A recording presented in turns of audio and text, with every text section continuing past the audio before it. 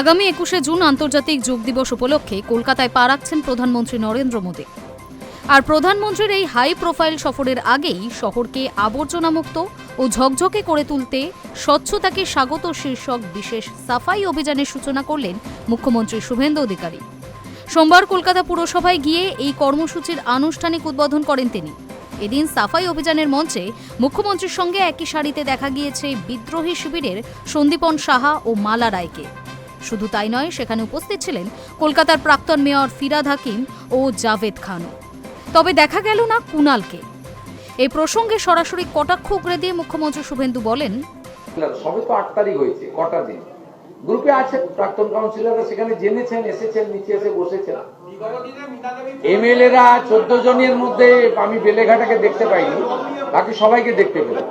তা আমি কমিশনারকে বললাম সবাইকে তুলে নেন, বাছাবাছি করবেন কেন? তাতে প্রাক্তন মেয়রকেও যেমন সম্মান দিয়েছি, আমাদের দলের লোক মীনা দেবী পুরোহিতকেও সম্মান দিয়েছি আমরা। এটাই সরকারের হওয়া উচিত। তারা করেননি, তার উত্তর তো আমি দেব না। আমি 21টা বিজেপি এনডিএ রুল স্টেটে যে নীতি ফলো হয়, মানে প্রধানমন্ত্রী যে নীতি ফলো করেন, আমাদের সরকার সেই নীতি ফলো করার চেষ্টা করছে। এতে যারা আসবেন মূল শোতে থাকবেন। এর কিছুক্ষণের মধ্যেই প্রাক্তন মুখ্যমন্ত্রী মমতা বন্দ্যোপাধ্যায়ের বাড়ির ঠিক সামনে তৃণমূল বিধায়ক কুণাল ঘোষের ওপর হয় ডিম হামলা। সাংবাদিকদের সঙ্গে কথা বলার সময় আচমকাই চন্দন নামে এক যুবক তার মাথা লক্ষ্য করে ডিম ছোড়েন। ঘটনাস্থলে দাঁড়িয়ে বলেন, অনেক অত্যাচার করেছে, এটা পাওনা ছিল।